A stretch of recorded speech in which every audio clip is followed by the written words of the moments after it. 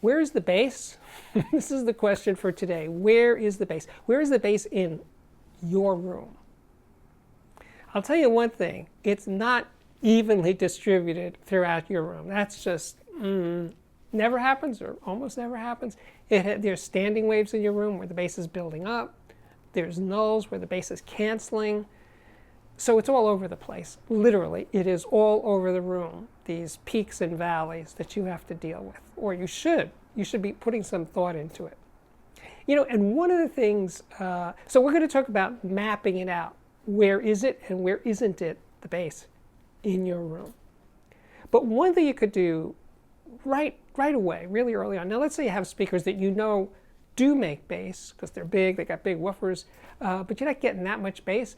Just as an experiment, get really close to the speaker. Get like a foot away from the speaker and listen to and play something with a lot of bass and see what you hear up close. Because that is, let's say, the true sound of the speaker.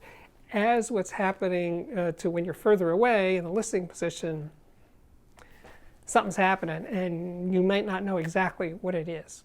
So first you're going to get close, see the true sound of your speakers, and basically what's going on in your room, well, what's going on with the speakers in your room, and then we're going to, let's say, adjust accordingly.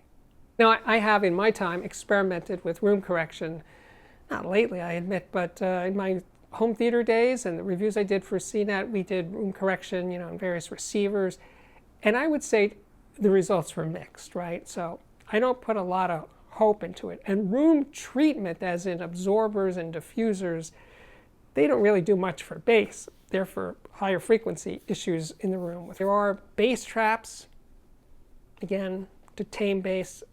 My experiences have not been all that positive. Now, I'm more of a fundamentalist. I want to see what's going on in the room and try to adjust through speaker position and or listener position to make the best of it. Because no room is perfect. There are no rooms that are flat. You know, that doesn't really happen. So we have to live with what we got. So in regards to this idea that I have of, let's call it, for lack of a better word, mapping. We're going to map the bass response of your room in a very generalized way. But to do this, we need some bass, and we need it to be steady, not from music. So you can use a tone generator. There's tone generator apps for phones and tone generator apps online, and I'm showing you the two that I use. But you can use anything, because you just need sine waves. Now, I usually use 50 hertz as a starting point. I play 50 hertz out of a pair of speakers, and then I walk slowly around the room. You know, I walk around the edges of the room, in the center, I hang around a lot in the listening position, moving a little bit this way and this way and this way. And I'm noticing how it changes, how much it changes, how fast it changes. In other words, it goes from really loud to going down, down, down.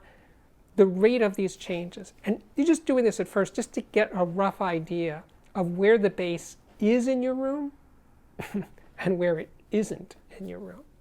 And that will be telling. So you don't need to write anything down at this point. Just play 50 hertz tone and walk around the room. And pay attention to the listening position specifically and where the speakers are, obviously. And you're listening for evenness. In other words, no abrupt changes from very loud bass to very low for this 50 hertz tone. You could do that again, let's say for 80 hertz, and see if they're much different. They probably won't be, but they might be. That's why it's an exercise. And you could do it again at 100 hertz and just keep doing this. And you're starting to get a feel. And at that point, you may want to take out a piece of paper and make notes of, this is a good part, over by the plant it's not so great, but over here it's pretty smooth. And you're getting a feel for it. Okay, so the next stage of this experiment is to use the tone generator to sweep the tone. Let's say from 100 hertz down to 40 hertz. And you're just going to slowly go 100, 95, 90, 88. Just keep going down slowly and listen for any abrupt up and down changes of level. It's getting really loud, it's getting really soft. It just keeps changing all the time. And you might want to make note of where the peaks are and where the valleys are. Now, as you're getting lower and lower and lower, the natural level the natural. It's going to appear to get quieter and quieter and quieter because A, your speakers aren't going to be reproducing very low frequencies as loud as the higher ones, though they may be supposed to, but in reality they rarely do. And your ears, sensitivity goes down as the frequency goes down. So don't get too nervous if by the time you get to 40 hertz, the overall level has gone down a lot. Don't worry about that at this point.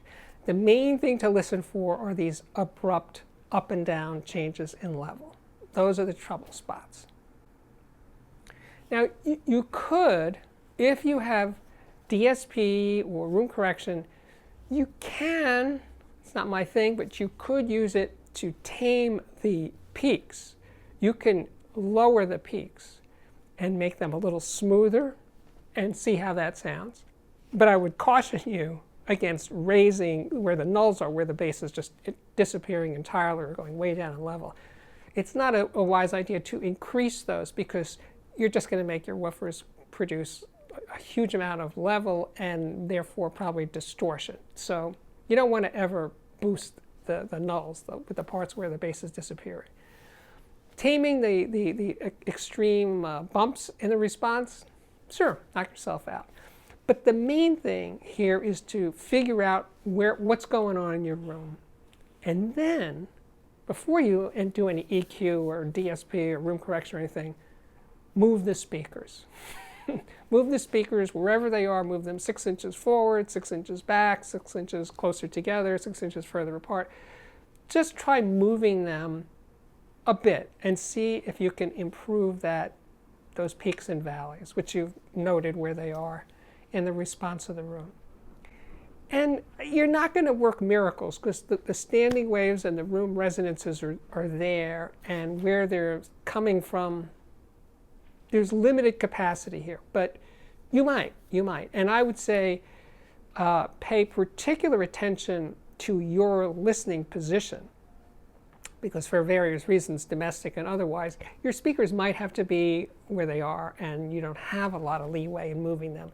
But if you can move your listening chair or your sofa 6 inches forward, that might actually be significant in terms of making smoother bass. Because smoother bass, I should have used that expression earlier, smoother, flatter bass is the goal.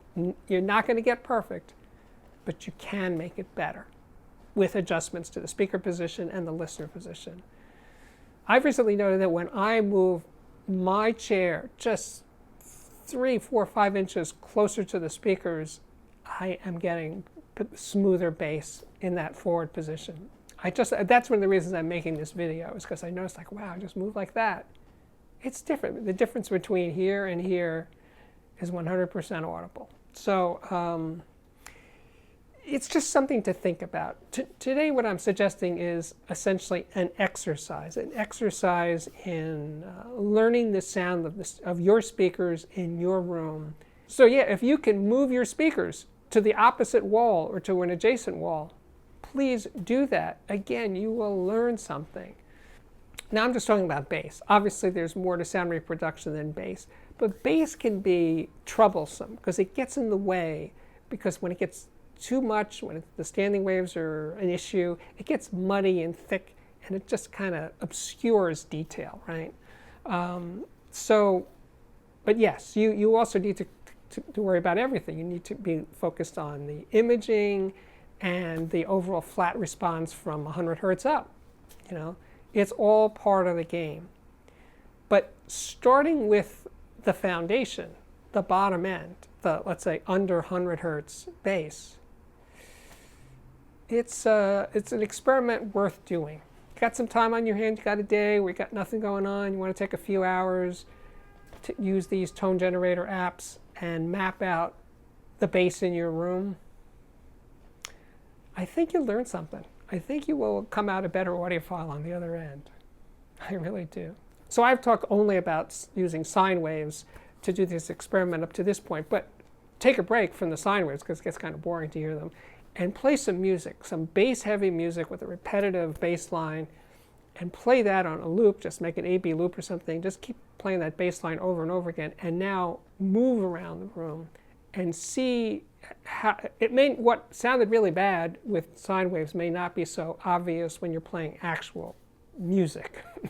So play music with a lot of bass, play it, these things should be done at fairly, let's say medium loud levels, 75, 80 dB, and see how it works with music. It may not be as bad as it sounded with sine waves because music is constantly varying in frequency, unlike the sine wave.